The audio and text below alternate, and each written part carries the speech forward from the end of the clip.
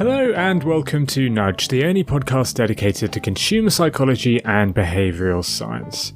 The podcast is here to give marketers, salespeople, and essentially anybody who needs to convince for a living tips on how to influence people using nudges. To start, I'd like to ask for a small favour. The podcast is less than 6 months old and I'm still trying my best to grow the audience. So if you like the pod and listen regularly, why not help us out with a review on Apple Podcasts or by sharing the podcast with some workmates who you think might enjoy it. Anyway, today I'm joined again by Joseph Marks. Joseph is doctoral researcher at University College London and a visiting researcher at the Massachusetts Institute of Tech. He's an expert in behaviour science and his work's been published in the New York Times, Guardian and in Harvard Business Review. In our last episode, I asked Joseph to talk through what makes a person more convincing. We spoke about how those who have dominance, beauty, social-economic class and competence will nudge others to comply with their requests. But those factors can't really be changed. We're either born tall or not, and we might be lucky enough to look attractive, we can't really change our appearance. Today, Joseph will talk through some of the characteristics that all of us can adopt to influence others. Then, we'll speak to Steve Rayson, who knows a thing or two about influencing. He grew a multi-million-pound company using an influencer marketing strategy. We'll find out how later on. To start with, I asked Joseph to explain how warmth shown by one person to another can greatly influence them, even in negotiations that are typically hostile, like terrorist interrogations. The warm messenger typically is characterized by caring about their audience's welfare or others' welfare, and they want to essentially cooperate rather than compete with other people. And these kind of displays of warmth that you can give have a transformative effect on others, even in situations where traditionally a more hard-nosed style has been favored. So, for example, in investigative interrogations, the kind of accusatorial approach that has long been considered a staple is seen as kind of the right way to go. The standard view being that to gain information, the interviewer should charge the accused with repeated accusations of guilt and claim that there's mounting evidence against them and make them essentially scared of what's going to happen unless they speak. But such approaches can backfire.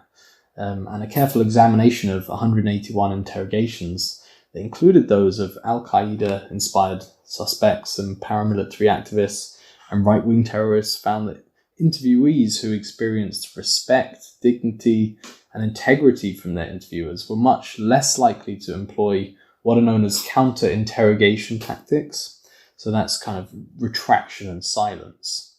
And, it's fascinating that essentially being warm can have such a strong effect in even these situations where we don't typically think the warm messenger would be well suited.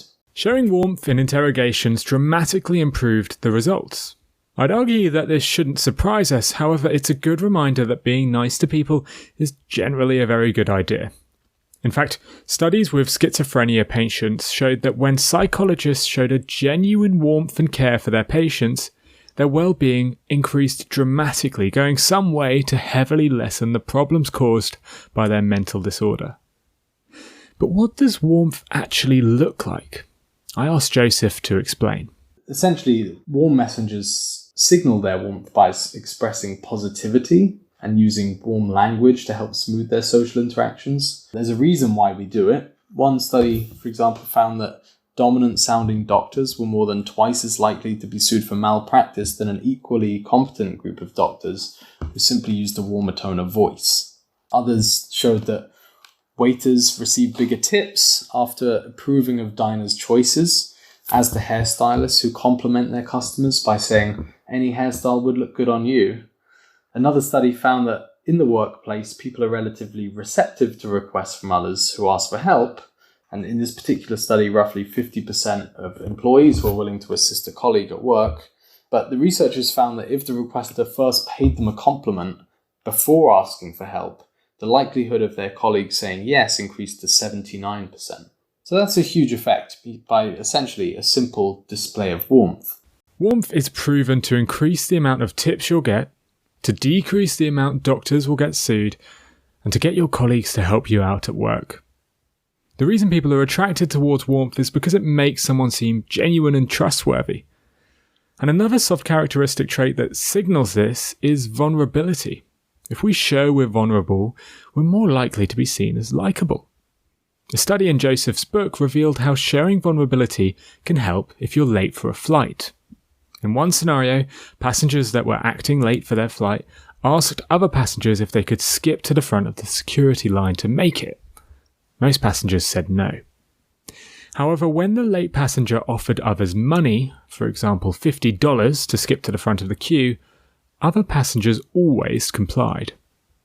What's interesting though is that nobody took the money. Instead, showing that you were willing to give such a large amount signaled your vulnerability and convinced others to let you through. Deep down, we know that showing warmth and vulnerability is a good thing, and we'll often go out of our way to make sure other people think we're warm, even if that means sacrificing something we like. And one good example that we talk about is a study by Erez Yoeli and colleagues, who was working with a major electric utility company in California, and they were testing whether it was possible to increase the number of households who would sign up to a voluntary demand response energy program, which was an initiative designed to reduce the risk of blackouts and environmental damage by restricting access to energy during peak periods of demand. So the public benefit of this is obvious, but there's a personal cost to individuals if they sign up, because they're going to have reduced access to air conditioning on extremely hot days. So what the researchers cleverly did was change the way that people would sign up for the program. And one group of homeowners would receive letters containing a unique code that they could write on a board that was put up in a communal area in the building to indicate that they wanted to sign up for the scheme, while another group received letters that asked them to write their name and flat number on the communal board if they wanted to be involved. So essentially, one scheme was anonymous and the other was public. So people would see who was kind of signing up to this pro-social thing. And those in the public condition could therefore signal their warmth by signing up to the scheme and essentially also risk being seen as uncaring if they didn't. And in the end, Erez and the team found that 3 times as many residents signed up if they had to put their name and flat number on the board to sign up, rather than if they just put an unidentifiable kind of unique code. In the study, participants were 3 times more likely to sign up when they had to publicly declare their intentions. Clearly, we want to show others our warmth and goodwill, and charities and public organisations can use this to their advantage. It's vital that charities give their donors a chance to publicise their contribution. Now, it might seem narcissistic, but it's a surefire way to increase donations. Another influential soft characteristic Joseph mentions in his book is charisma. Now, charisma is many things, but one thing that is part of it is the use of hand gestures. Someone who is charismatic is far more likely to use her hands to physically display her points. Interestingly, this correlates with messenger effectiveness. Van Edwards analysed thousands of TED Talks using a crowdsourced team to help discover what verbal and non-verbal patterns led to successful talks. There was one factor that heavily correlated. Those who used twice as many hand gestures, around 465 hand gestures compared to 272 in an average 18-minute talk, were far more likely to have received more views and thus far more likely to have given the successful talks. Less animated, more stifled speakers simply didn't get listened to. What's interesting though is how the halo effect applies to these messenger characteristics. So if we have one, people will often assume that we have far more. What I find kind of particularly fascinating about these messenger traits is that if you have one, then often people will perceive that you have another one. So if you're seen as kind of attractive, then people often infer that you're also very trustworthy or sociable or extroverted or intelligent or charismatic. These are kind of all been shown in research. And this means that we're happy to take the advice of someone even if the advice has very little to do with their area of expertise. This is measurable in the world of politics. In 2007, Oprah Winfrey endorsed Barack Obama during an interview on CNN. This won him an additional 1 million voters, even though she's not in the area of politics. While in 2018, a Taylor Swift Instagram post about the midterm election encouraged 212,000 new voters to register overnight. These people aren't experts in politics, but they were likeable and trustworthy, and thus convinced others to change their behaviour. This leads me nicely on to our next guest. He's built a business by using this phenomenon, creating a product that draws in hundreds of thousands of users simply by following a good influencer marketing strategy. The business he started is called BuzzSumo. It's a web-based software product directed at marketers that reveals the most shared content online. I asked the founder, Steve Rayson, to explain it.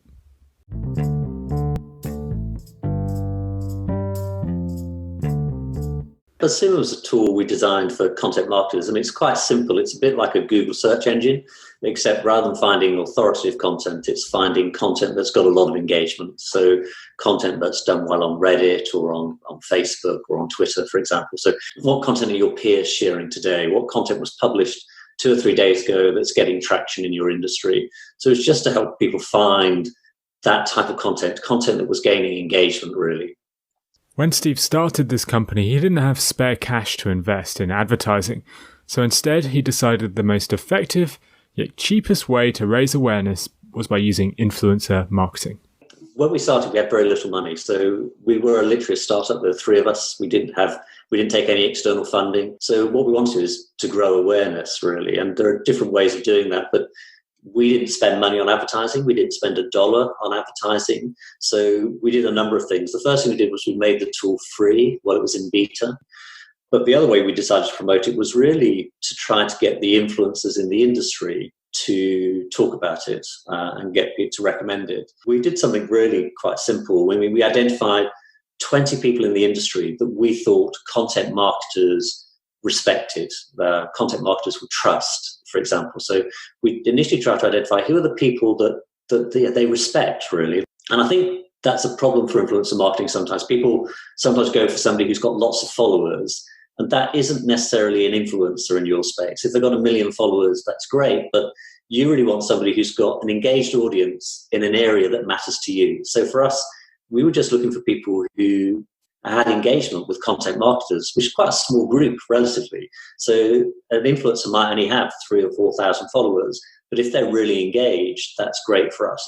To grow this business, Steve didn't invest thousands of pounds into a Facebook post or an AdWords campaign, or even in more traditional efforts. He discovered 20 influencers who his target audience respected and tried to get in touch with them. Some of us might not consider this strategy, perhaps thinking that a handful of small influencers won't ever change the behaviours of an audience. But research cited in Messengers suggests otherwise.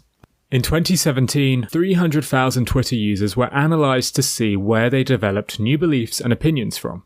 Interestingly, people didn't get their beliefs or opinions from large organisations or ads, but instead from certain types of messengers. As Steve says, these messengers didn't need to be huge celebrities, just trusted figures within the industry. I asked Steve to explain how he started to build relationships with these people and how he convinced them to promote BuzzSumo.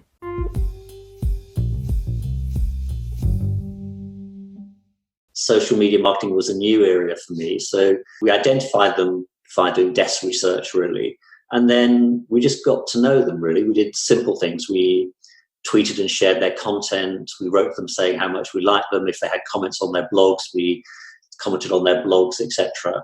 I wrote to them saying, we've got loads of data, loads of really good data. Is there anything that you'd like if we could help you? And so we started from that position. And I think you always start from this position of how can you help them? You can't start your influencer marketing campaign from how can they help you? You have to really start with saying, yeah, how can we help you? So I literally would say, I've got loads of data.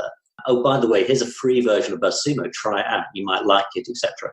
I tried to meet them physically. I like online connections, but I think you still need to meet people physically. So I went to the events they were talking at. I didn't go to the events for the events, really. So I would go and listen to a speaker. I'd sit in on their session, and at the very end of the session, I'd go up to them at the end, as you do. You go up to them and I'd say, hi, I'm Steve. You might recall I sent you some mail or some data, etc., and had a chat to them. And so I would meet them physically. And so I'd say of those 20, we probably got 12 to 14 who actually became advocates for the tool. But we did it in that old-fashioned way, and I think it's about building relationships, so it takes time. But we would probably spend at least 6 months before they did anything for us, really. I remember, one person who's quite big in the SEO space, a guy called Rand Fishkin.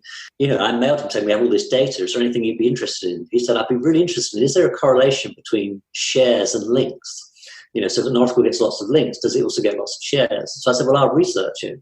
And so I spent a couple of months doing a big research project, a proper sort of academic research project, and shared the data. He gave me a lot of their link data from mods, and we had all our share and link data from BuzzSumo, and we put it together and we did it then as a joint report. And of course, they had a huge audience. So for me, I then had Rand, who's huge and a great guy, going on stage talking about a report that we'd done and talking about research that we'd done. Nothing here is rocket science. The key behind Steve's approach is how he's willing to help for free. He offers influencers free research, free support, or free promotion, essentially anything to activate the rule of reciprocity. The rule of reciprocity, by the way, is just a fancy behavioural science term for people who return favours. It's scientifically proven, though, to change behaviour dramatically. We've spoken before on the podcast about how charity donations rise if you purchase someone a can of Coke beforehand, and how strangers will send you Christmas cards for years if you do so first. In fact, survey researchers have discovered that sending a monetary gift of $5 greatly increases the survey completion rates. Perhaps there's no surprises there, but one study cited in Robert Cialdini's book Influence showed that mailing that $5 gift was twice as effective as offering a $50 payment to complete the exact same questionnaire. People are heavily influenced by gestures of kindness, even when compared to traditional forms of payment. Anyway, back to Steve, who explains the golden rule to follow when conducting influencer marketing. What we also knew from the data from BuzzSumo was that if an influencer shares an article, it gets slightly more traction, it gets slightly more shares. If 2 people share it, it gets slightly more again. If 3, slightly more again. But what we found was if more than 4 influencers shared the same piece of content, it tended to go viral. It tended to have an exponential leap. And whether we didn't know why that was the case. That could be the case because people just saw 2 or 3 or 4 influencers sharing it and think it must be good rather than just one. So we then set ourselves a really simple target. Every time we wrote a blog post, we wanted at least 5 influencers to share it. And the way to do that is to get them involved before you've even written the article. So I would mail them saying, I'm writing an article on this, or look, I've done some research and the data seems to show X or Y. What do you think? And some of them didn't have time to come back, but some of them came back. And then I would actually sometimes incorporate their view in the content. And then when I published it, I'd say, that piece of research, I'm publishing it tomorrow. And so then they shared it. And then we found we had 4 or 5 people at least sharing our content. And that just grew the awareness. And literally, I think after the first year, we went past 100,000 users. And it was all based on free marketing. We didn't pay for anything. Getting 4 or 5 influencers to share the content generated a huge amount of exposure for BuzzSumo. As Steve said, they grew to 100,000 users within the first year, with influencer marketing being their only marketing awareness tactic. In recent years, BuzzSumo content has been seen by millions of marketers simply by reusing that same golden rule. Get 4 or 5 messengers to share your content first. But circling right back to Joseph's book, I asked what made Steve's influencers so convincing. I think it varies from influencer to influencer. So I think for influencers like Rand, I think there's quite a degree of trust. I think he's a very open, straightforward guy. And so I think that there's an openness and a transparency to Rand, that he's not going to recommend something he doesn't like. I think you can trust him where they get something wrong. He would say, look, we got this wrong. So I think somebody like Rand, he's also charismatic. All people tend to be charismatic. He's a charismatic, nice guy, but there's a large degree of trust there. That combination of trust and charisma, 2 of the key traits mentioned in Joseph's book, clearly influenced BuzzSumo's audience, helping them achieve $2.5 million in revenue in their first year and grow a business that now boasts customers like IBM, Expedia, BuzzFeed, and Yahoo. That's all from Joseph and Steve, but if you'd like to read more about BuzzSumo's influencer marketing strategy, I've linked to a blog in the show notes written by Steve, which explains their work in more detail. And if you'd like to purchase a copy of Joseph's book, Messenger, you can do so using a link in the show notes as well. It's just £10 on Amazon if you have a Kindle, and it's a bloody great book to help understand what makes messengers convincing. In this episode, we've explained how certain messengers can convince us if they have certain characteristic traits. We've learnt how showing warmth can increase the amount of favours you get from colleagues, how signalling vulnerability can help you skip the security line at an airport, and why charisma makes a TED Talk more successful. We then heard about BuzzSumo and how it achieved incredible growth without spending a penny on advertising, but instead they found the right messengers and spent the right amount of time convincing them to promote their product. If you've enjoyed listening to this episode of Nudge, please go ahead and leave us a review. We're just starting out and every review really does help. And if you want to make sure you never miss an episode, follow us on Twitter at Nudge Podcast. That way you can see every single time a new show goes live. That's all from me today. Thank you for listening to this episode of Nudge.